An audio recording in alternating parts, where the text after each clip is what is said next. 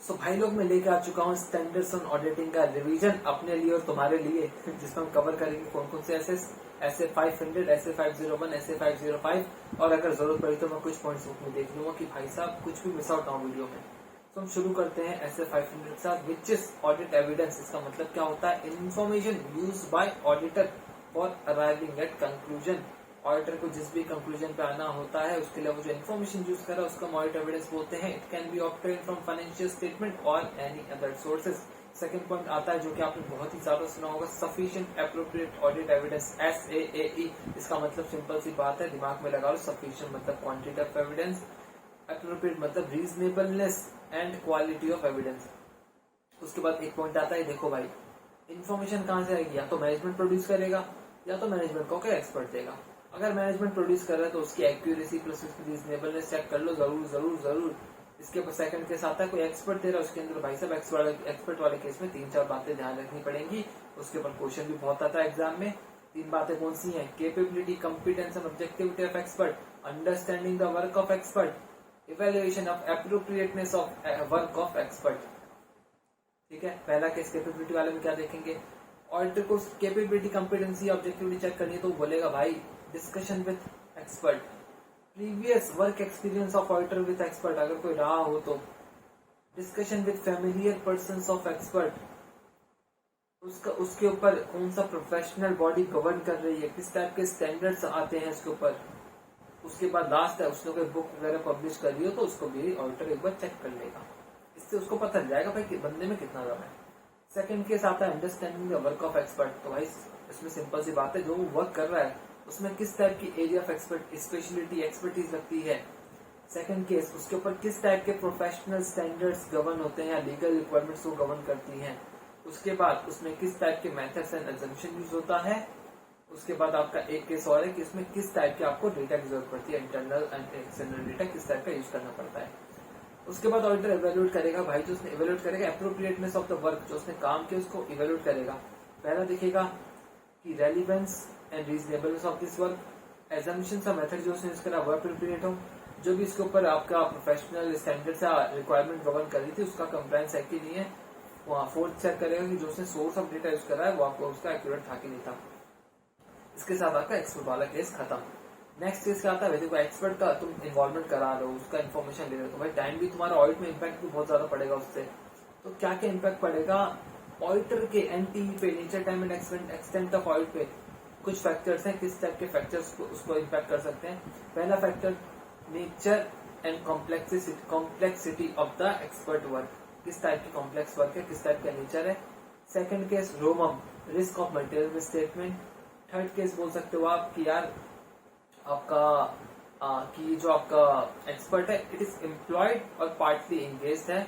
Fourth होता है कि मैनेजमेंट का उस एक्सपर्ट के ऊपर भाई कितना इन्फ्लुएंस है। ऑब्वियसली भाई इससे रिलायबिलिटी पे थोड़ा सा होता है इम्पैक्ट। फिफ्थ केस होता है कि ऑडिटर का उसके साथ प्रीवियस एक्सपीरियंस कैसा रहा है।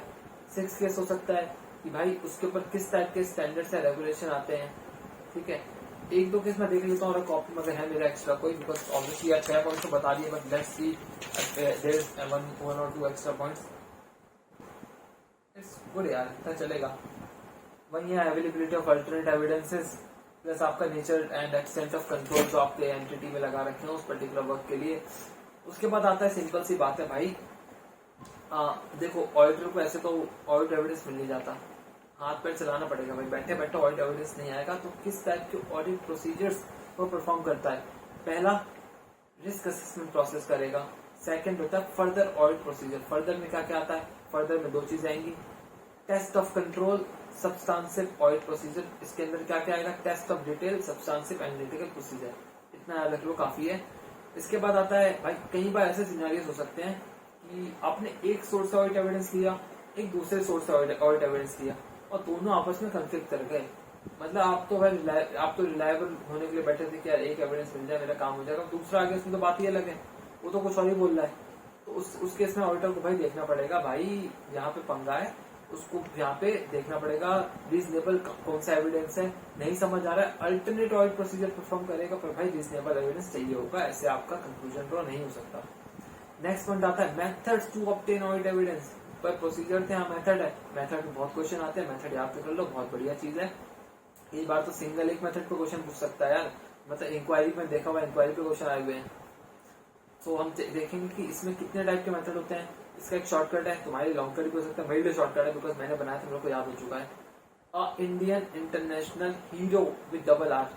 आ मतलब ए आपका एनालिटिकल प्रोसीजर, इंडियन का जो आई है उसका मतलब इंक्वायरी, इंटरनेशनल का जो आई है उसका मतलब इंस्पेक्शन या फिर इन्वेस्टिगेशन, हीरो में एच को इग्नोर कर दो, ई मतलब एक्सटर्नल कंफर्मेशन, आर मतलब रिकैलकुलेशन, दूसरे आर मतलब रीपरफॉर्मेंस, ओ मतलब ऑब्जर्वेशन। इसके साथ हमारे मेथड्स भी खत्म हो जाते हैं। देन आपका नेक्स्ट केस, एक ही केस बचा इसके अंदर कि भाई कौन सा हमारा कब हमारा ऑडिट एविडेंस रिलायबल होता है।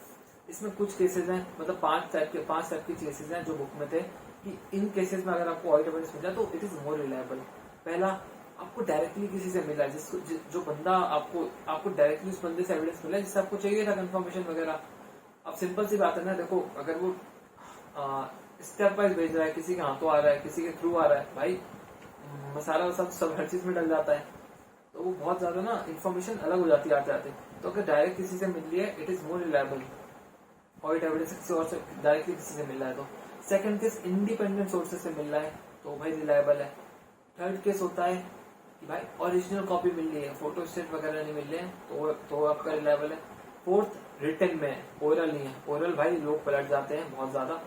फिफ्थ केस है, अगर आपके एंटिटीज में आपके कंट्रोल इफेक्टिव है बहुत ज्यादा, कंट्रोल आपके पहले से इफेक्टिव है, तो उस केस में क्या आता है, आपका रोमम लो होता है, रिस्क ऑफ मटेरियल मिस्टेक में आपका लो है, आपके एक्सेप्शन का रेट लो है, तो आपको उसमें दिक्कत नहीं है। उस केस में आपको ऑडिट एविडेंस लायबल हो सकता है। तो यही था आपके केसेस ऑडिट एविडेंस का। आपका ऐसे खत्म, 500 का खत्म। अब हम शुरू करेंगे थोड़ी देर, मतलब 501।